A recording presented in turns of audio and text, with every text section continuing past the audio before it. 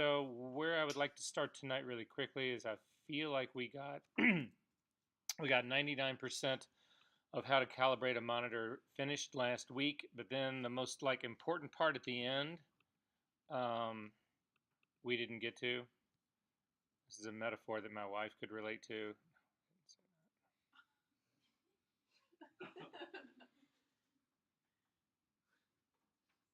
Just kidding.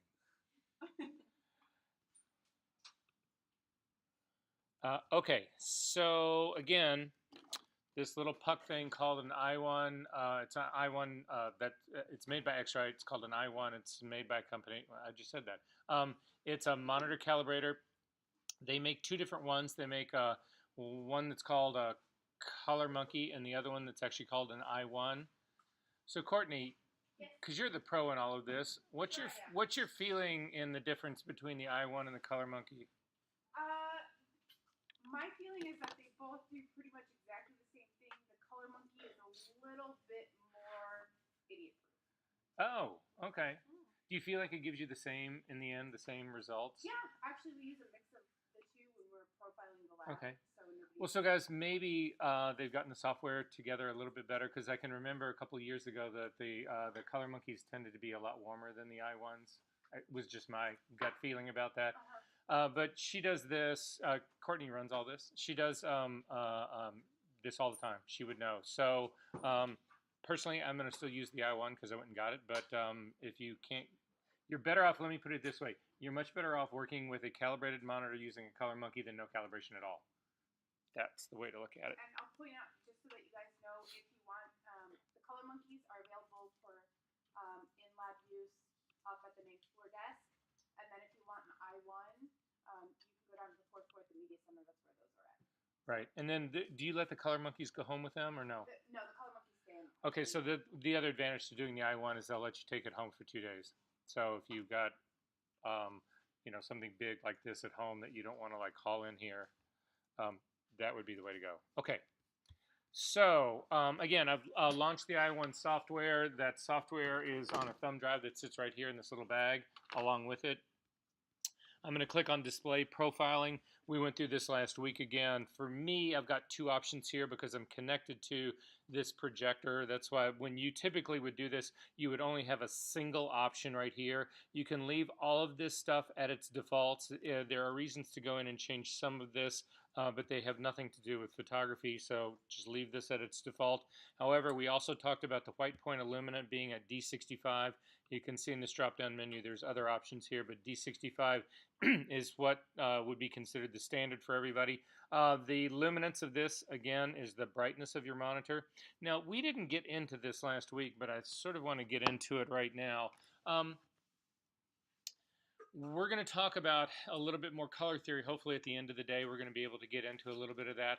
But when you guys think about it, and you think about a monitor situation, what controls the black of your monitor? Any ideas? No, it would not be brightness. So for instance, I'm going to show you this monitor right here. Hopefully you guys can see this guy.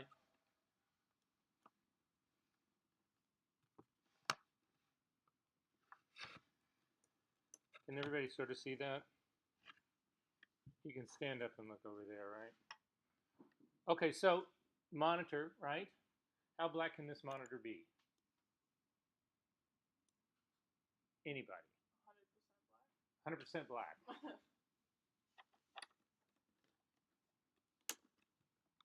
That's as black as this monitor can be. I just unplugged it. It can't get any darker than that. That's it. Does that sort of make sense to everybody? However, is that the blackest it can be? I'm talking about the monitor itself. I'm trying to say what can really establish my black, because I need to establish, if we're going to deal with imagery here, right? Color is a big issue for me, so that's why we're going through the whole calibration, that whole part of it, right? But also the scale from blackest black to whitest white. I need to know what really controls those endpoints. Does that make sense? So I've turned the monitor off. I unplugged it. Can it be darker than this? How many people say no? How many people don't know? We're all gonna say no, and then you say yes. Yeah, of course they. You have so glammed on to me. Sorry. Okay. Well, then you guys tell me this. I need everybody to look at this thing right now.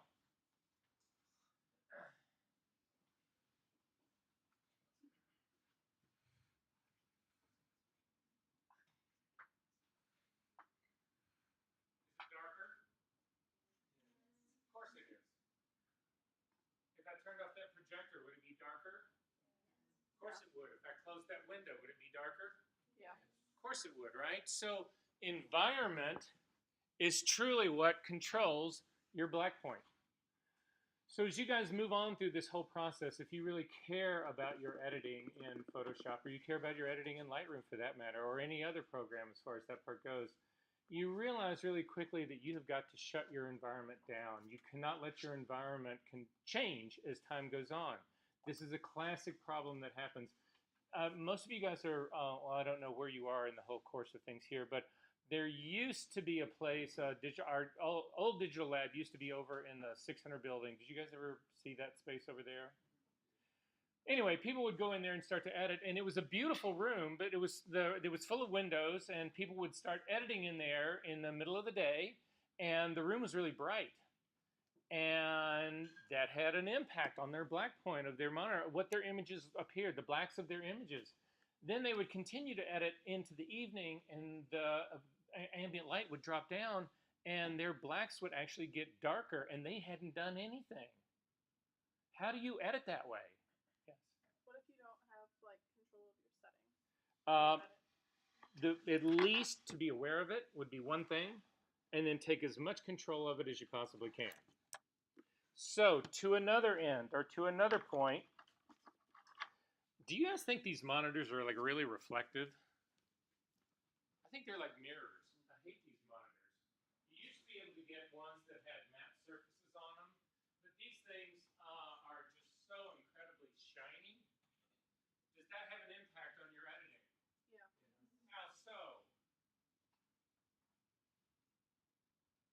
Any ideas? Hopefully there's lights are going to come on in the back in just a little bit. I don't want to be in a room this dark. I'm sorry, what? You can see yourself in it, right? So the person who's wearing the bright pink shirt sits down to edit, and what is being reflected in their monitor? Pink. So they are unaware of that, so they start adding. Does anybody here know what the opposite of pink would be on the color wheel? Yeah, greenish, bluish, and somewhere in that range right there. They start pumping that in to get rid of the pink. Is there a pink problem in their file? No. So then they go to print this out, and all of a sudden their files have all this blue in it that they didn't see, they didn't really plan on, they didn't expect to be there, and it all has to do because they had a shirt on that was pink. Say what? Oh, okay. So that's why you see me in black all the time. One of the reasons. The other is it makes my figure look nice. All right. Lights were going to come on, but they didn't.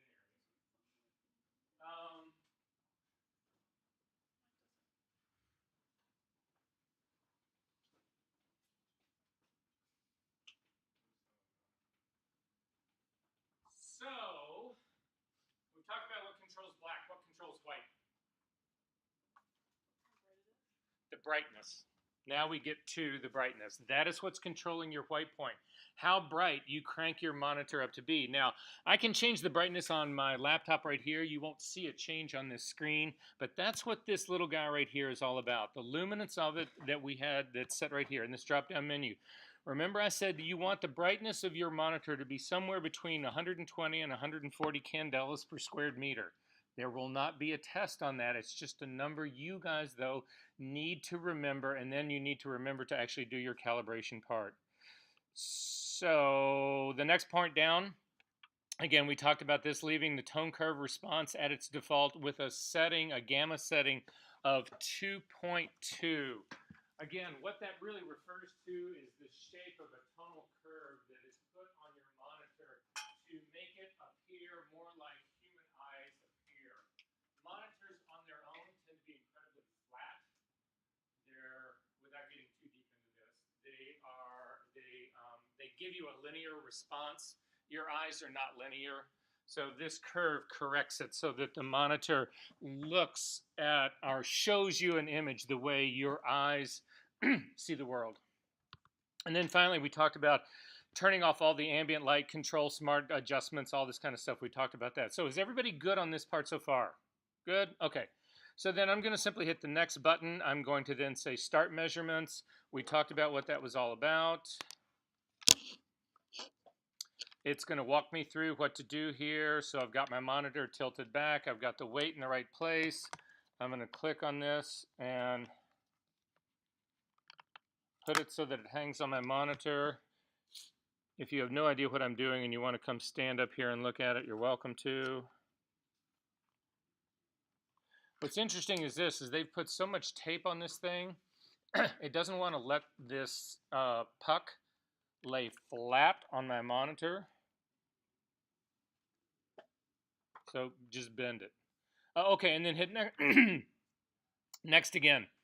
So the first phase of this that it's going to happen and it's going to run through is it's going to try to set the brightness of my monitor. You remember I said I wanted that 120 candelas, and it's measuring it out right down here, and it's saying, okay, you wanted 120, your current brightness is at 377, so you simply start clicking down on the brightness button that's on your monitor, and you can see the value is dropping here. And when we get down to a range, usually you'll never get exactly on it, but hopefully you can get pretty close. So I'm at 113 here. If I go up one click, I get to 141. I'm going to leave it there. Typically the monitor that I use at home, I do to 140 candelas. So I feel comfortable about that. But that's all we've done is to establish the brightness. But and I don't know if you guys can see it. I don't know if it projects it here or not. Let me see. No, you don't see any difference in the tone here, but you sure see it here. So at any rate, I'm going to drop that back down. Remember I told you this little thing that shows up right there, the little the brightness part, it gets to be really difficult to count the number of little dots. So just when you get to that right area, go one step up, get your camera out, go one step down, shoot a picture of that. That's the brightness that you need to set. That's the values that you need to set. Because the truth of the matter is you don't have to have a calibrated monitor to actually, do email. So if you want your email to be a whole lot brighter than when you're editing photos, crank the brightness up. There's no reason not to. But just realize that you've got to crank it back down to if you're going to do serious editing. And if you don't crank it back down, your profile's no good. Your calibration is no good. So don't bother. Make sense? Yes. No, it does not. Okay, so then I'm going to simply hit next again. So what's going to happen now is it's going to start kicking out a series of known values. So the software is actually putting out color right now. I'm going to kill this light so you can see this a little bit better. It's putting out colors right now. It's also putting out tones right now, and the puck is measuring those. The software knows what value it should be. The puck is measuring what it's really doing. And wherever those things are in agreement, we're fine. We don't have anything to worry about. But where those things disagree, the software is generating a profile that will fix those problems. Does that sort of make sense, the process here? And it's sort of what we did when we built our profiles for our sensors and our cameras. Remember, we shot this color checker guy. You guys had a file. We worked with this last week. You brought it in, and you actually, again, the software knows what these patches on this thing are really supposed to be. You shoot it with your camera. You don't get what it's really supposed to be, but the software can build a profile that fixes those discrepancies. So are we clear on that? Does anybody have questions, or I just don't really get that? We're good on that, right? Okay, so now we're doing it for my monitor. We're also eventually going to do it for printers. So you'll have colored managed workflow, and it will change everything for you. Because nobody likes doing test prints over and over and over again. So this actually does two passes. The first pass that it does is to try to calibrate my monitor to give me that D65 white point and to give me a contrast curve of 2.2. That tonal, the things that we set up in the very beginning. Then the second pass measures what's going on now that those things have been set. So it's a two-step process. The first is calibration. The second one is profiling. So it says that there's less than a minute remaining. Anybody in this room ever believe the times they have on any computer ever? Doesn't it all, you're copying shit away and it says 10 seconds remaining. And you're like, 20 minutes later, you're like, 5 seconds remaining. And it's like, really? You guys can't work that problem out by this point in time? Drives me crazy.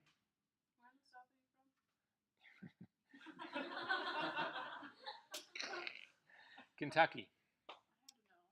That's okay. No. I'm proud of my Southern heritage to a point.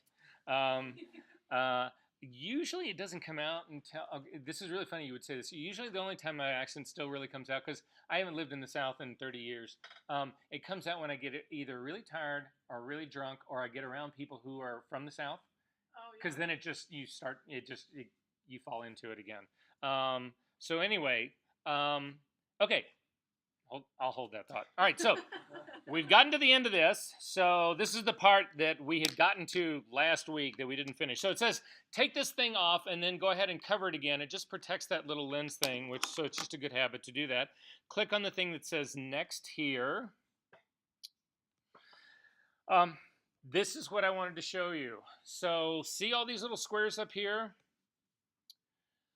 Those are showing you the befores and the afters of what was done. So if you look at this red value right up here, the top part of this square right here, this was the color that was asked for. This is what my monitor showed it. Yeah, you guys see any difference there? It's like huge. Look at all of these. This is the asked for. The bottom is the color that was given. Look at the tonal structure here. This is what's asked for. This is what's given on all of these. How on earth can you possibly expect to do decent color corrected work when the color that's being shown to you is this far off? And this is common. So I can't impress upon you enough that if you do not work on a calibrated monitor, in a calibrated state, whatever, you are simply guessing. You're guessing at everything. And that will just work its way all throughout your entire workflow. You'll go to print stuff out. You'll just be guessing. And then you get into the nightmare of trying to color correct stuff. And it's relatively simple to correct something that's got a little too much yellow in it. But what about something that's got too much yellow and too much red in it? Then it starts to be this multiple moving target, and you correct one thing and another one thing shifts off later. It's just a nightmare. It is a nightmare. And I can avoid you going through all of that if you just discipline yourself enough to do this. So at any rate, I've gotten this far, so I'm going to hit next one more time. And it's going to ask me if I want to save this color profile. And I'm going to say, yes, I do. But you need to give it a name that means something. So remember, I told you about loading the profiles on these monitors here. You have to load them if you want to use the monitors in the digital lab. When you come to the digital lab, you go to the display setting in the system preferences, which I'm going to show you in 1 second. And you make sure that the most recent profile for this monitor, it'll be named after the number of the monitor, is loaded. But in my case right now here, this thing is just going to call itself Color LCD, which means nothing to me. So what I'm going to do instead, so that I know that it is the profile that I just built, I'm going to call this an MPB. That stands for MacBook Pro. Typically, I don't leave any spaces in this stuff because this is going to be system level file. MPB 13, so that stands for MacBook Pro 13 underscore, and then I'm going to do today's date, 201809, today the 12th, yep. Underscore VE for me, so I know it. So this is a profile that I can spot a mile away. I know what it's for, I know when it was made, and I know who made it. So down here, this will only work at user level, so you don't need to worry about anything here. You can actually set this program up to remind you that it's time to recalibrate your monitor. I'm just going to try to impress upon you guys the need to do that. And then finally, I'm going to hit create and save the profile. So it's building it right now. Now it's going to say, do you want to compare this or do you want to check on this? Everything has been done that I want to be done. However, the one last step I want to make is I need to check that the profile is actually in the place that it should be. So I'm going to quit this program. I'm going to come up to my Apple menu, down to System Preferences. I'm going to click on Displays. I'm going to then click on, and again, I get two of them now because this projector is one of them, and then my monitor here is another. So this is my built-in Retina display right here. I'm going to click on Color, and the profile that I just made is sitting right here, and this is the one that I wanted. So again, it's my MacBook Pro 13, today's date. I'm the one who made that. Does that sort of make sense what's going on? So now you guys can't see this until I turn this thing around. So I'm going to turn my monitor around to show you guys the difference on that, because again, when I change profiles, it doesn't show it to you on the display screen because the display screen has got, the projector has got its own profile associated with it. So I'm going to show you what the difference is, and hopefully I'm not going to lose half of the shit that I have plugged in.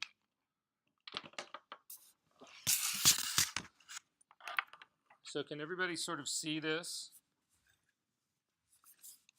My screen? All right. I am not left-handed. See a change? This is what Apple ships. Apple ships your monitor profile to a white point. Remember we said D65?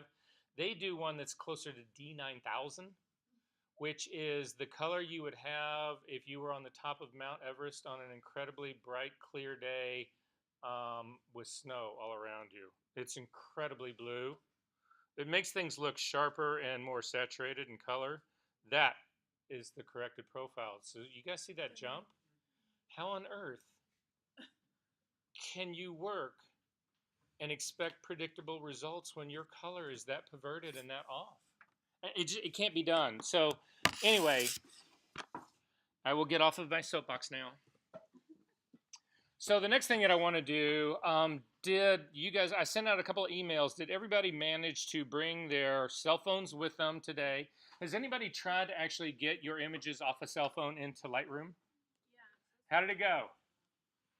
It's not even recognizing my phone. Okay, so most of the time it doesn't, so we are going to go through that whole process. So the truth of the matter is, for the rest of the assignments in this particular class, you guys are going to be using DSLRs anyway, but I want to show you how to actually get your cell phone images into Lightroom if it's something that you do want to do.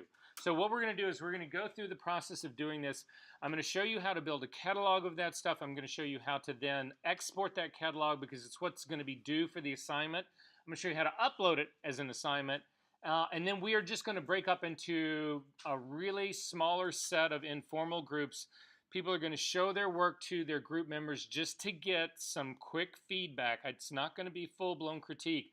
We don't have enough time tonight to go through full-blown critique, but I really see the work that you're bringing in and going to show right now more as an initial set of notes and ideas as opposed to finished work. So, but I want you guys to get some feedback from, again, people in your group. Does that sort of make sense what we're going through? Okay, so that's kind of the plan tonight, and then we're going to get into talking about setting up Photoshop and get into all that whole stuff right there. So at any rate, so to get the phone images into Lightroom, first off, you need a cord to connect your phone to your computer. So hopefully everybody brought their cord to actually do that part. So I'm going to plug mine in right now, and I'm going to show you, hopefully it'll do all the automatic pitfalls that end up happening with this. First, it recognizes the phone, and then you get this. And it's like Apple trying to take over your life. So it launches, in my case, it's launching iTunes, and it's saying, I love this. Do you want to keep my memories safe? If you only knew what was on my phone. Yes. We're all getting this pop-up that says something about a network interface. Really? Yeah. Spin it. Let me see.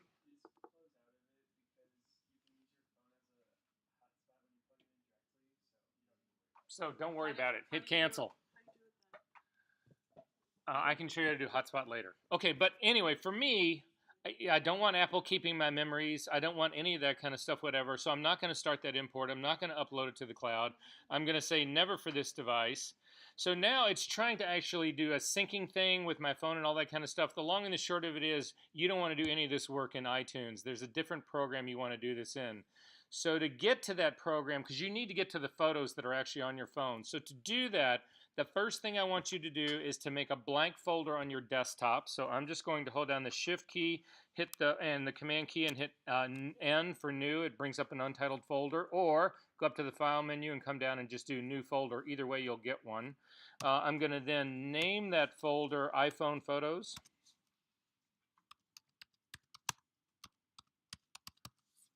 Just so that I've got a place to actually put my photos once I launch this program.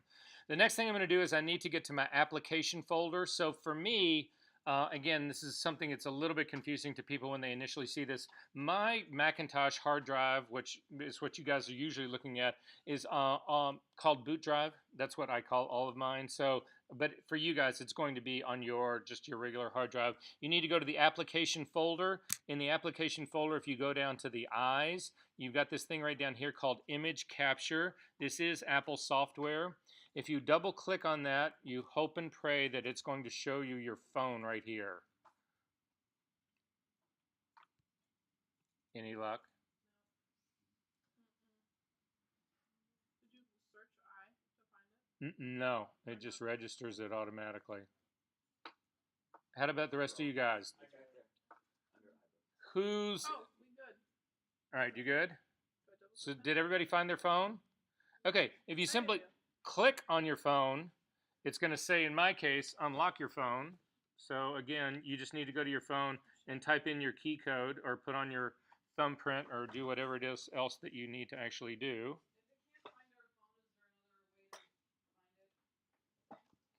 My phone is on mine.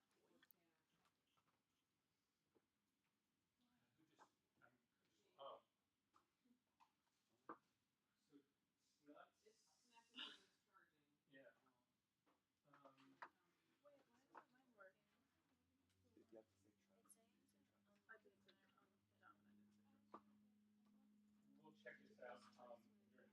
We'll figure something out. You know, at the very least, I was just going to say email them to yourself and just download them that way.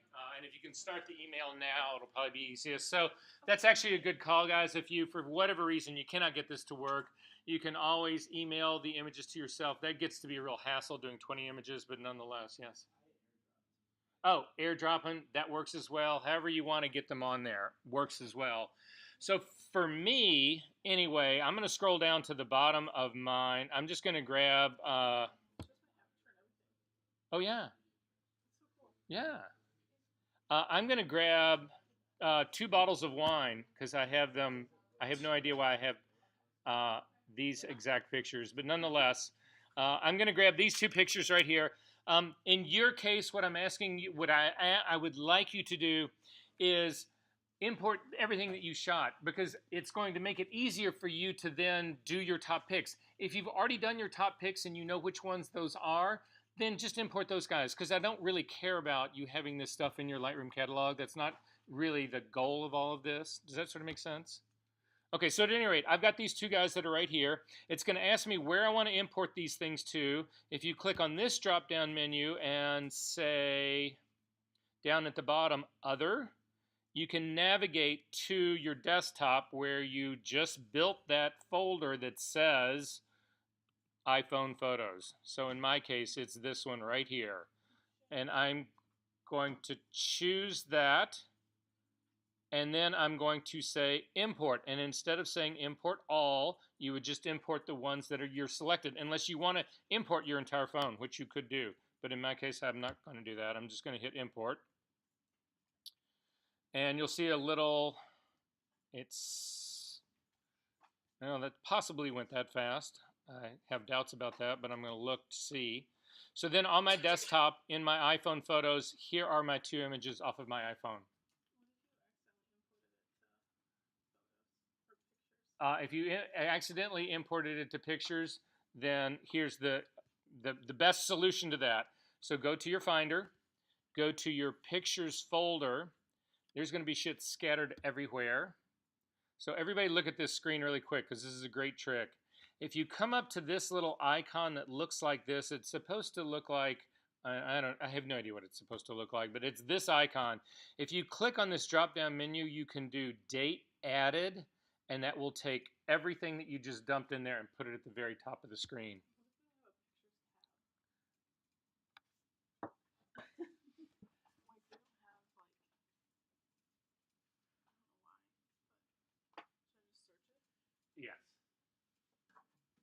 Okay. Did this work for you guys? Who did this not work for? Yes.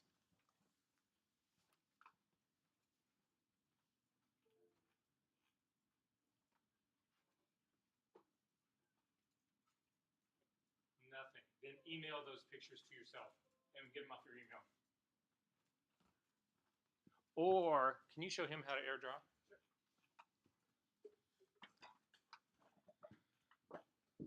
Okay, are we good on this? Hello? Yes? No? All right, so moving on. He said, even though he apparently isn't. Did it work? Oh, You good? yeah. Yeah, me too. I picked the folder now.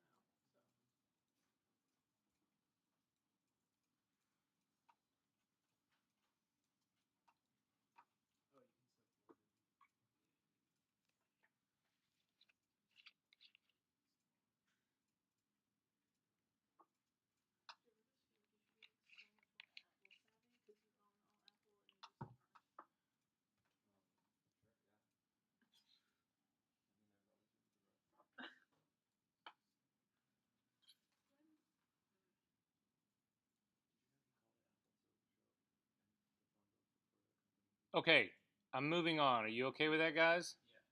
Yeah. All right, so moving on. So now I don't know if you have done this. This was what was asked of you to do for Foundations 1 and Foundations 2. For your Lightroom library, is there a folder where you put your raw files? Exactly. It's called camera files. I need you to find that folder. So for me, mine is actually in my pictures folder. Yours is either on your desktop in a pictures folder, on a hard drive. I don't know where you put yours, but where I need you to get is that camera file, is your Lightroom library folder that inside it has the thing that says camera files. So for me, it's a Lightroom library right here, and it's this thing called camera files. Is this familiar to you guys? Is this not familiar to anyone? Okay, inside this folder, I am going to create another new folder. So again, I'm simply holding down Shift, Command, hit the letter N. It puts in an untitled folder for me. And I'm actually going to name this folder using the naming convention I suggested that you guys use. So again, you don't have to use the one that I'm going to use, but this is the one that I am going to use. I'm going to pretend that I actually shot these photos yesterday. All right? So my naming convention for that would be 20180911 underscore CCC for Columbia underscore PP2 stands for photo practice 2. So I know that I did these pictures for Columbia, and I know that it's for this particular class. Does that make sense to you guys? We good on this? Okay, I am going to then drag across this thing and copy that, Command C, just so that I can paste that same name in later. But that's basically just what it's going to be called. So, and it's sitting right here, 20180911 underscore CCC underscore PP2. So, I'm now going to launch Lightroom.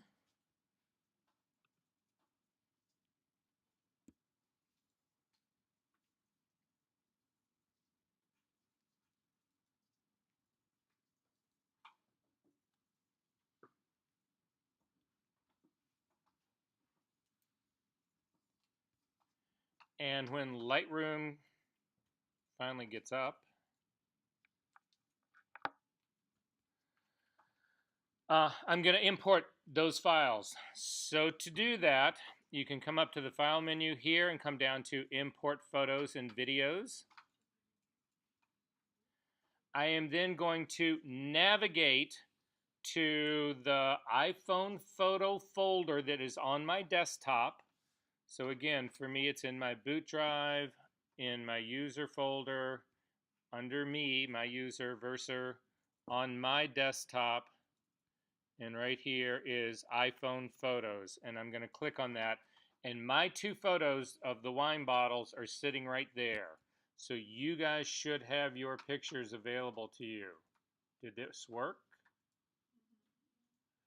Okay, so this part's good for this part so far. Again, whenever you're importing, you start on the left side at the bottom, you work your way up to the top, and then we start to work our way across. We are going to copy these files because even though you've got them in that iPhone folder, that folder is a temporary folder. These are not where they belong, or are they named right either.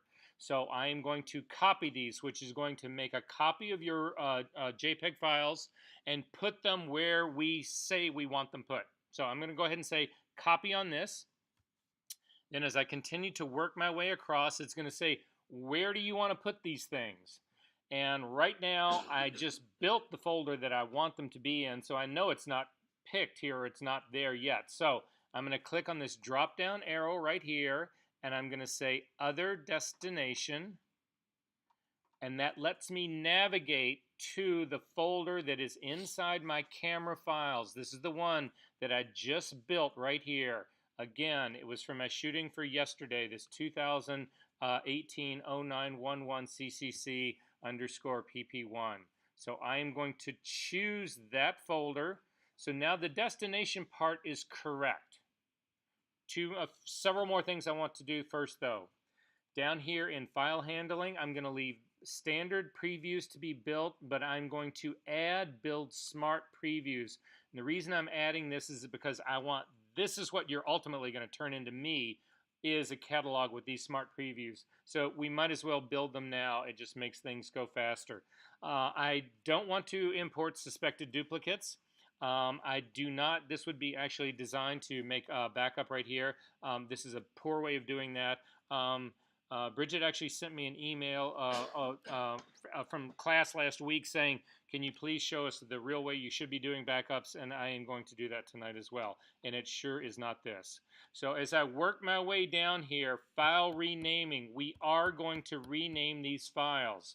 So I'm going to click on this because right now it's called image underscore 0046 and 0045. That's meaningless to me.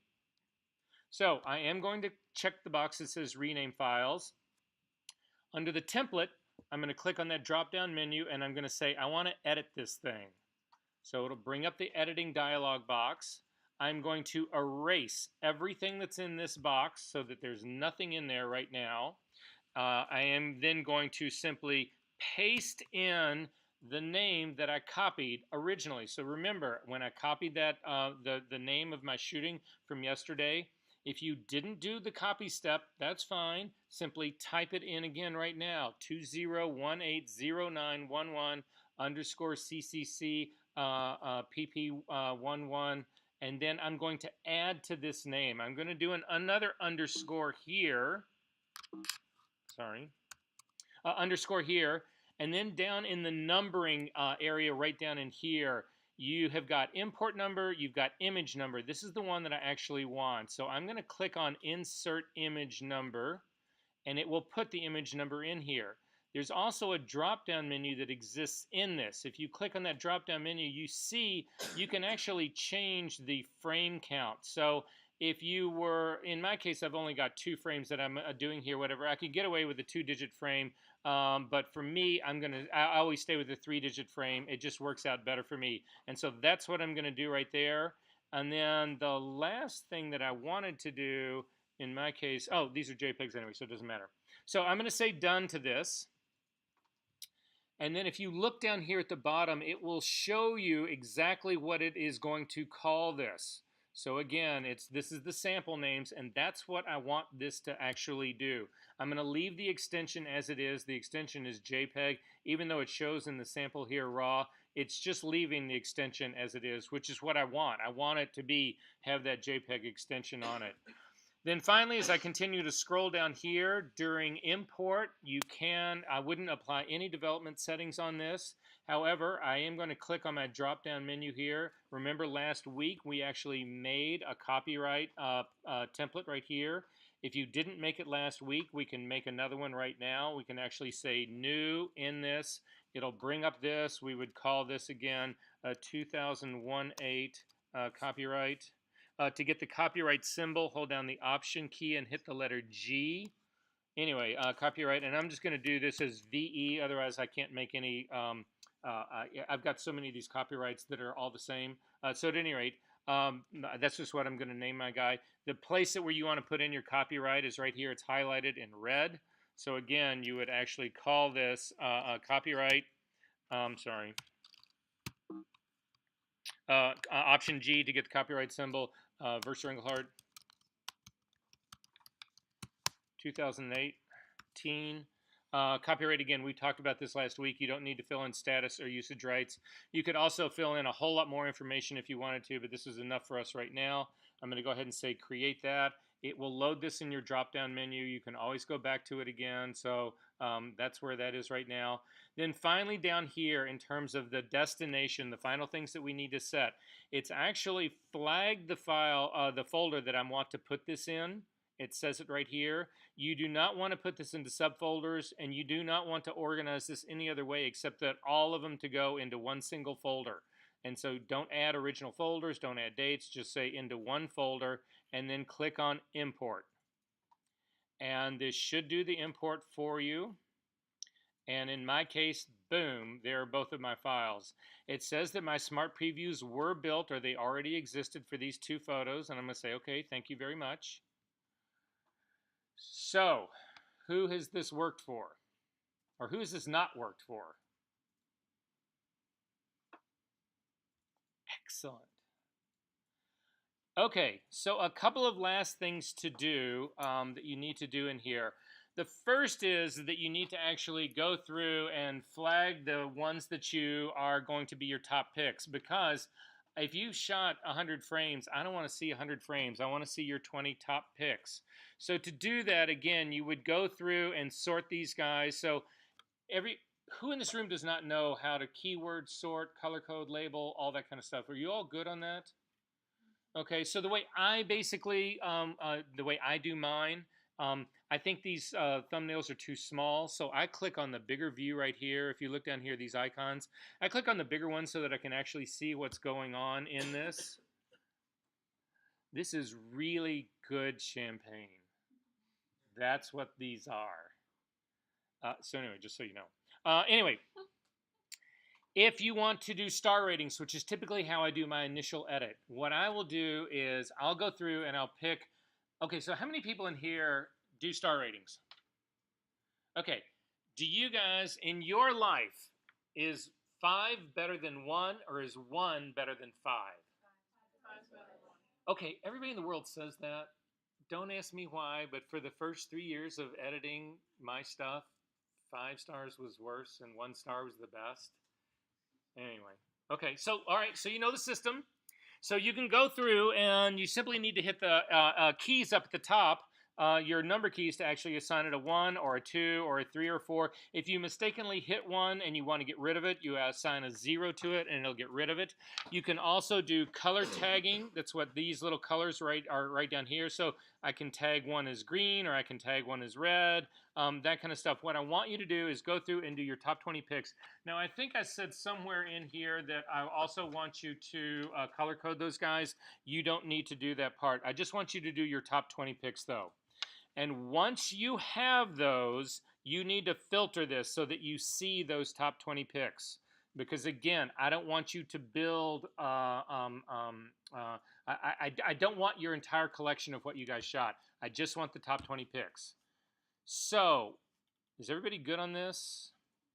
So with your images filtered, I'm going to give you an example of mine. It's going to leave me with only one image in mind, but I'll show you basically what it looks like. So I'm going to assign a 1 image, a 1-star rating to this guy right up here, and then I can go in here and I can filter this based on how it's rated. And in the rating, this is 1 star. So now all I've got is my 1-star picks, and you guys can do the exact same thing. So then I'm going to turn this into a collection. So with this selected, only showing me my picks, if you guys have multiple images in here, which you should, you need to hit Command A to select all of your first stars. If you can't remember Command A, it's right up here. You guys should have it up here. It's this select all. So what you're doing is you are physically selecting all of your number 1 stars. We good? Finally, under collections, if you click on this little plus, so again, collections are on the left-hand side, sort of towards the bottom. If you can't see it, like you almost can't see mine, you may have to scroll these palettes up a little bit so that you can actually see collections. I want you to click on the little plus button. You'll get a fly-up menu, and you want to click on Create Collection. And the collection that you want to create is going to be the assignment number that you're going to turn in for this class. This is no longer the number that we are using to name your files or to name your shoot. So I'm going to jump out really quickly to find what assignment this was. So here is our class, our Canvas site. In session 1, the assignment number for this is 1.2 right here. Thank you. So back in Lightroom, this collection is going to be called your last name first. So in my case, Engelhard underscore first name Verser underscore 1.2. That's going to be the name of the collection. In this, you do want to check this includes selected photos. That's why you did that step of selecting those photos, because you could build the selection without and then just drag and drop them all in. If you guys understand all of this part, great. I'm just trying to make this as few steps as possible to do this. But I'm finally going to I'm going to hit this, and I'm going to, actually, I'm going to copy this title again first because I'm going to use it again. So I'm selecting the name of all of this. Command C will actually copy that, or come up to the edit menu and just do copy like that. It'll copy that name. Then I'm going to go ahead and create this collection, and you'll see right down here in your list of collections that that has now been built. If you click outside of that, it should show you something completely different, and then come back to that, it should show you this collection. So your collection should exist of your top 20 picks. Did that work for everybody? We good? Finally, and it's the last part, almost. We're going to export this as a catalog because that's what you're going to turn in to me. So up to the File menu, down to Export as Catalog. So take a look at my screen. You'll see where I'm at. And guys, this is going to be true for every assignment, for most of the shooting assignments we do for this whole class. It's going to be exactly the same steps each and every time. So if for some reason you forget this, just go back to the video for session 2. That's tonight, part 1. After we do the whole color calibration thing, watch through that. You'll get to this part. There's also PDFs both in last week and this week that will tell you how to import stuff into Lightroom, that will tell you how to export catalogs, which is what we're going to do right now. So we are going to export this as a catalog. A window's going to open up, and it's going to say, what do you want to call it? Well, remember, I just copied the name of this collection, so now I just need to paste it in here. It's going to be, again, if you didn't copy the name of the collection, that's fine. Just rename it here. Again, last name underscore first name underscore 1.2. And then where you put this, again, in Foundations, where you guys were doing that, in your Lightroom library, they should have asked you to build a folder that says Exports. If you didn't build that folder and you wanted to, you can actually click on New Folder right here, type in Exports, and it'll put a new one in here. You can see it's saying it won't let me do it because it's already taken. So I'm going to cancel all of that, but that's what you would do. I'm going to click on Exports, and then I'm going to, this is the key right here. Everybody needs to pay attention to this. Everybody. Because if you don't, I'm going to get really angry because you're not going to give me what I want. Wow, doesn't that sound like I'm like 4? If you don't give me what I want, and no, anyway. So do not export your negative files. That is the raw files. That means I will get this gigantic thing from you. I don't want the gigantic thing from you. All I really want is this include smart previews, this guy right here. You can also check on include available previews. It won't change a whole lot. But this build include smart previews is what I do want. At any rate. And then finally, I'm going to export the catalog. It's going to say you've used the extension 2 at the end of this name, whatever the standard extension is, blah, blah, blah, blah, blah. I don't believe that's true. Oh, it is true, 1.2. Yes, so I am going to use 2. So I'm going to say to it, yeah, use 2.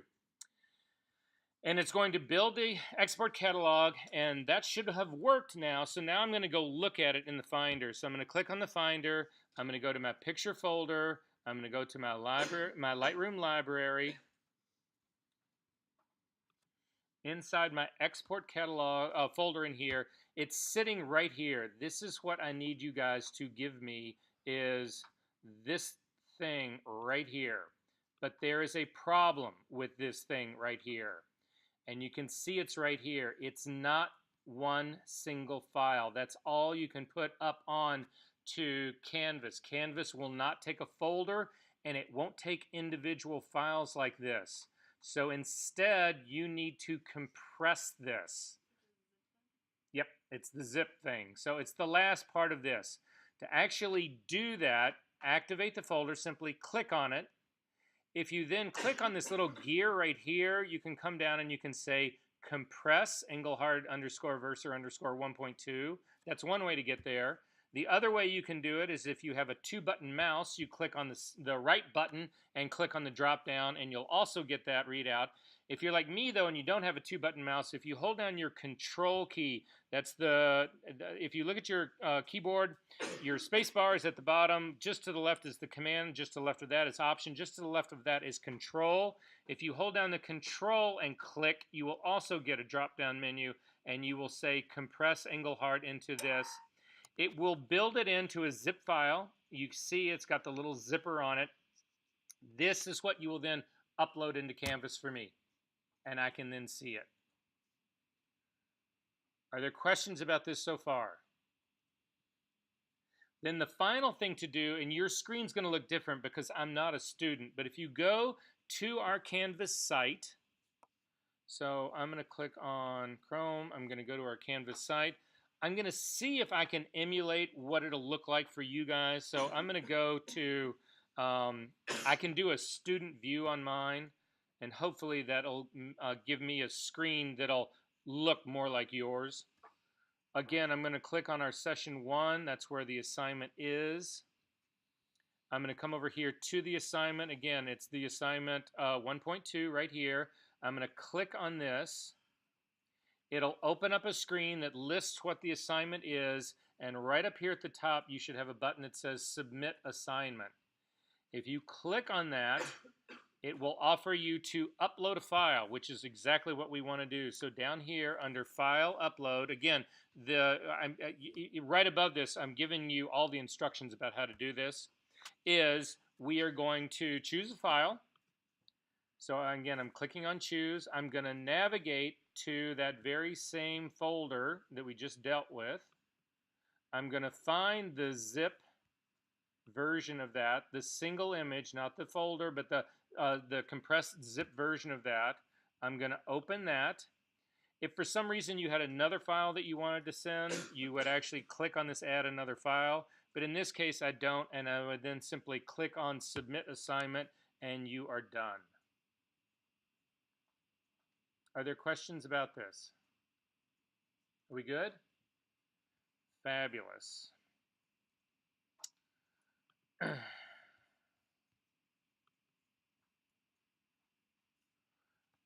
Okay, so we got through all of that. So what I would like to do right now, how many are we in this class?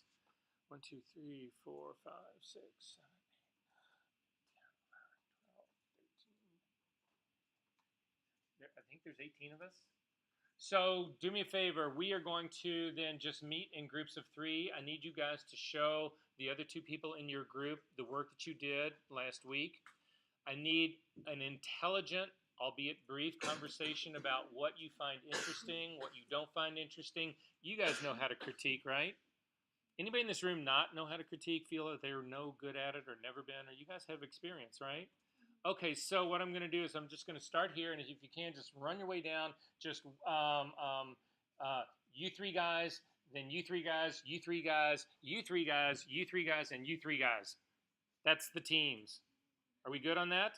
Okay, I've got 7 o'clock. It's 7 o'clock right now. How much time do you guys need to look at this work, have a meaningful, albeit brief conversation? 30 minutes? Okay, I'll give you 20. So everybody get together in their groups and show everybody else their work. You can either drag people over to the computer that you're doing, or if I personally think cell phone stuff is a little too small to meaningfully look at work. So hopefully you can do it on a monitor or something bigger to do that. But I'm more concerned about you having that conversation.